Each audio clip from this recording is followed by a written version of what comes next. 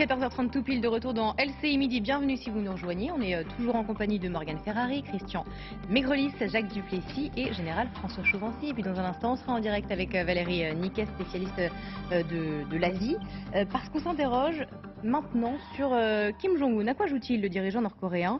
Il pousse l'escalade à son paroxysme dans la région Indo-Pacifique. Dernière déclaration en date. Regardez, Pyongyang réagira résolument aux armes nucléaires par des armes nucléaires et à un affrontement total par un affrontement sans merci. Déclaration qui fait suite au redéploiement ce matin du bombardier américain B-1B dans la péninsule coréenne pour des exercices aériens conjoints avec Séoul, qui fait lui-même suite, je vous le rappelle, à cet énième tir de missile balistique intercontinental par Pyongyang. C'était dans la nuit de jeudi à vendredi. Jacques Duplessis, est-ce qu'il faut prendre les menaces de Kim Jong-un au sérieux, selon vous? Non, mais moi j'ai l'impression que ça s'appelle juste la dissuasion.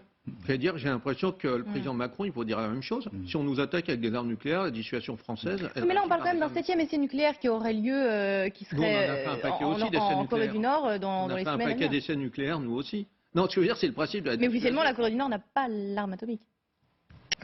Pardon? La Corée du Nord. Bah, elle ne reconnaît pas, ce n'est pas reconnu internationalement, officiellement, de manière officielle. On sait tous qu'ils ont l'arme atomique, bien évidemment, mais il ne faut pas partie des pays qui sont autorisés à l'avoir. Oui, Israël non plus. Oui. Donc voilà, donc en fait, il dit... Mais on ne peut pas comparer à la France. C'est le principe de la dissuasion nucléaire, quel que soit le pays. Et d'ailleurs, je reviens sur l'Ukraine, ils ont abandonné leurs armes nucléaires. Les Russes ne seraient pas rentrés en Ukraine si l'Ukraine avait gardé ses armes nucléaires. Alors l'UE, en tout cas, condamne fermement ce tir de missile balistique intercontinental. Vous voyez ce communiqué qui nous est paru il y a quelques minutes. Cette action dangereuse, illégale et irresponsable inquiète profondément l'Union européenne et l'UE condamne fermement donc, ce tir d'essai d'un missile balistique. Christian Maigrelis, c'est que de la dissuasion pour vous de la part du dirigeant nord-coréen?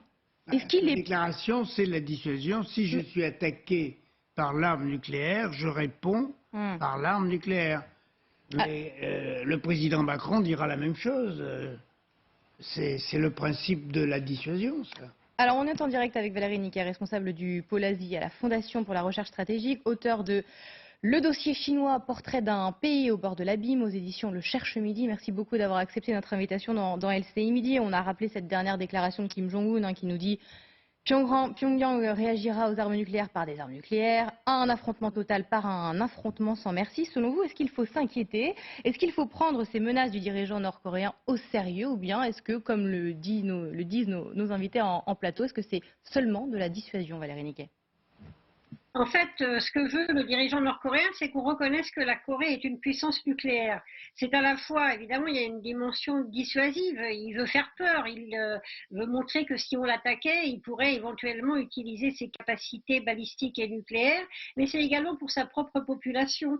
Le nucléaire fait partie de sa puissance et de sa capacité à impressionner sa propre population.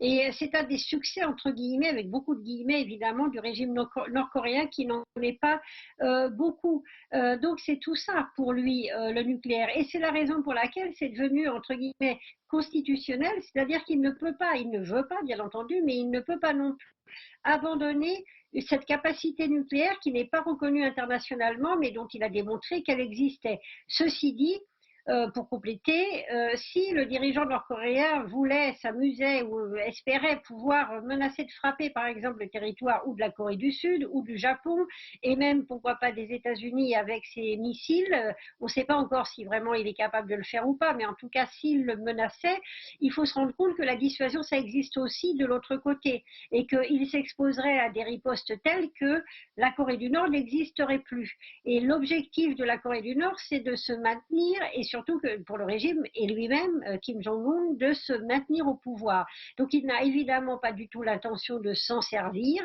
C'est une opération à la fois de prestige face à l'Occident, face aussi à la Chine, pourquoi pas, qui est son grand voisin qui le soutient, mais enfin qui est parfois un peu encombrant, et face à sa population.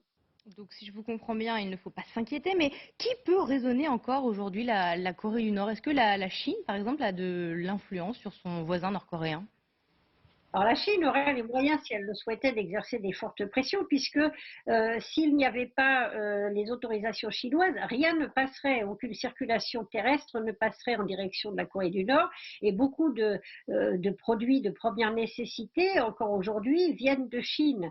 Donc la Chine a des moyens de pression très forts sur la Corée du Nord, mais elle ne les a jamais véritablement exercés, pour une raison simple, c'est que même si la Corée du Nord peut parfois être un peu ennuyeuse ou encombrante pour la Chine, un peu trop remuante, d'un autre côté, la Chine n'a pas du tout envie de voir la Corée disparaître, du Nord disparaître, et une réunification des deux Corées qui aboutirait tout simplement à une remontée à la frontière chinoise, non seulement des forces coréennes du Sud, donc pas du tout le même système politique, mais également de leurs alliés américains.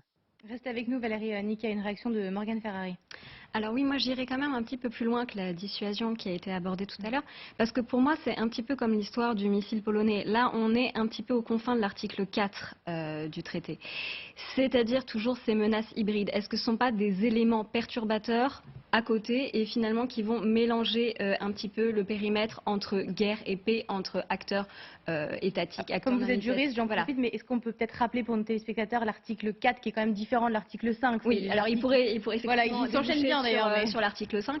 L'article 4, c'est tout ce qui est menace hybride, c'est tout ce qui n'est pas vraiment une guerre, que ce soit une guerre informationnelle, que ce soit par exemple dans une élection d'un pays de l'OTAN, une ingérence extérieure. Donc là, par exemple, avec ce type d'annonce, on pourrait penser aussi qu'on est dans cette menace hybride et ça donne lieu potentiellement à une négociation entre les pays membres de l'OTAN. Voilà, c'est toujours cette question qui s'était posée donc il y a quelques jours, par exemple pour le missile polonais. Et je trouve que c'est plutôt ça la vraie question, c'est-à-dire à quel moment finalement on peut déclencher cet article 4 et peut-être un article 5. Donc pour moi, on est dans une guerre qui est en train d'être vraiment mondialisée. Général Chauvency.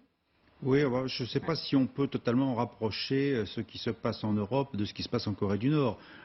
Effectivement, il y a quand même cette menace hybride dont vous parlez. Est-ce qu'il n'y a pas une certaine collusion avec la Corée du Nord, en lien avec la Russie, pour un petit peu, je dirais, nous anxiogéniser, oserais-je dire, puisque l'arme nucléaire, on en entend parler depuis 8 mois. Là, on l'a en Ukraine, on l'a avec la Russie, cette fois on l'a en Corée du Nord, l'Iran est aussi, on l'oublie, est aussi derrière avec les négociations qui ont échoué. Nous avons quand même ce fait nucléaire qui apparaît de plus en plus présent dans toutes les relations internationales et j'irais presque, moi j'aurais le sentiment, même si on parle de dissuasion, qu'il y a une certaine banalisation du fait nucléaire et finalement avec un risque, au bout d'un moment, dit ah bah après tout, pourquoi pas utiliser cette arme parce qu'après nous être utile sur le champ de bataille, je dirais à l'extrême. Je dirais qu'on dépasse même le niveau de la dissuasion. Alors déjà dans le niveau du chantage, n'oublions pas que tout ce qui est dissuasion, c'est de la guerre psychologique. Il s'agit de convaincre l'autre qu'il ne faut pas qu'il attaque, autrement on le nucléarisme. Et surtout on a l'idée de ne pas utiliser l'arme, surtout. Donc on est dans le discours, mais le matériel existe. Et puis pour revenir au missile quand même qui est à l'origine de cette inquiétude balistique, c'est quand même un missile capable d'atteindre les États-Unis. Et une partie des villes américaines. Oui, là, il a fait 1 millier de kilomètres, mais il peut en faire beaucoup plus. On peut faire plus. Oui, donc là, théoriquement, il est porteur d'une arme nucléaire à un moment donné. Donc il y a une inquiétude de plus qui est élevée, c'est-à-dire que maintenant, les États-Unis sont à portée de tir de la Corée du Nord, ce qui est quand même un peu inquiétant. Valérie Niquet, j'ai 2 questions en 2 minutes, mais est-ce qu'on peut imaginer que Kim Jong-un veut tout simplement qu'on le remarque, qu'on ne l'oublie pas? C'est vrai qu'on a tous les yeux rivés vers l'Ukraine en ce moment avec la guerre entre l'Ukraine et la Russie. On a l'impression qu'il nous dit un peu ouh, j'existe. Et puis on a aussi ces photos qu'on a vues aujourd'hui, inédites, du leader nord-coréen pour le lancement justement de ce missile balistique. On le voit, et il est pour la première fois en public avec sa fille âgée d'une dizaine d'années. On a le sentiment qu'il a envie aussi un peu de se montrer sur la scène internationale. Est-ce que j'ai tort, Valérie Niquet? Oui, alors juste un point par rapport à ce qui a été dit avant, la Corée ne fait pas partie de l'OTAN, donc on n'est pas du tout dans la même logique que celle qui prévaut en Europe. Et les pays de la région, évidemment, Corée du Sud, Japon, États-Unis, c'est des alliances bilatérales, se sont réunis pour en parler, bien entendu.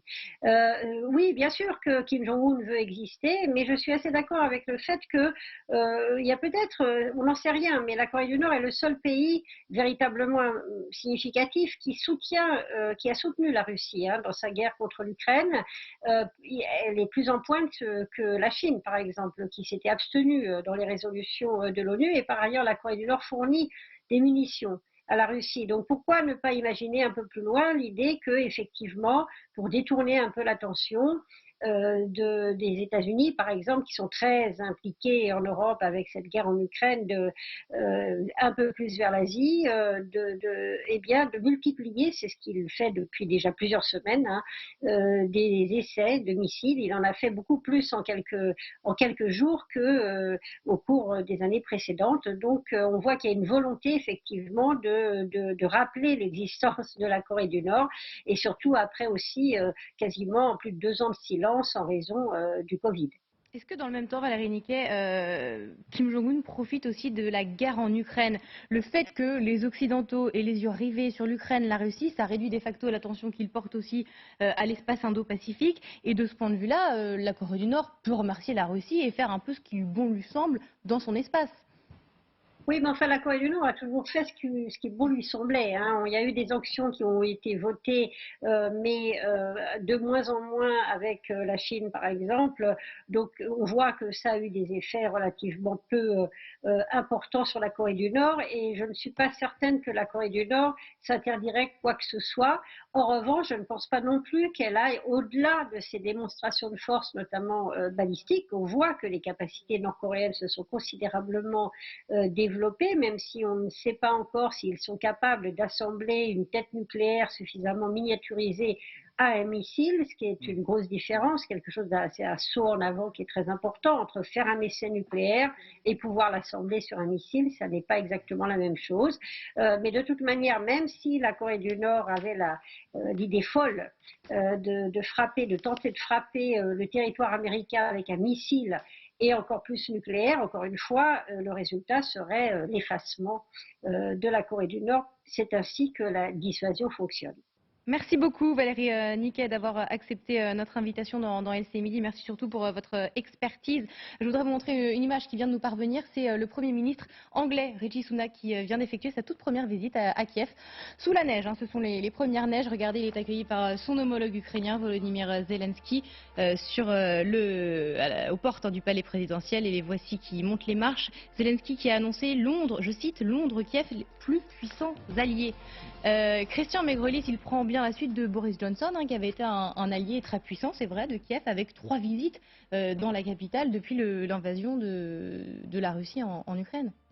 Oui, mais les Anglais gardent le souvenir de la Deuxième Guerre mondiale. Et ils se rendent compte que la position dure est souvent, avec ce type de régime, la meilleure. Donc ils sont très admiratifs des Ukrainiens, ils les comparent un peu, ça leur rappelle l'époque Churchill, le Blitzkrieg allemand, et ça, il y a une vague de sympathie dans la population britannique qui est traduite par les déclarations politiques. Et je sais que vous avez tous une réaction à faire sur le sujet, mais vous la ferez avec Marie-Aline Mélier dans un petit instant, donc restez bien avec nous. C'était passionnant de vous avoir. Merci à tous les 4. Tout de suite, cet impact positif, votre rendez-vous du week-end avec Sylvia Hamicon, alors que la COP27 en Égypte est prolongée jusqu'à aujourd'hui. On regarde la planète, cette fois du point de vue des ONG climatiques. Sylvia reçoit ce midi Anne Bringot, coordinatrice des programmes du réseau Action Climat. Entre réchauffement climatique à 1,5 degré et enjeu pour les Occidentaux de payer pour les dommages causés dans le Sud, les discussions s'annoncent passionnantes et c'est tout de suite, Sylvia, c'est à vous.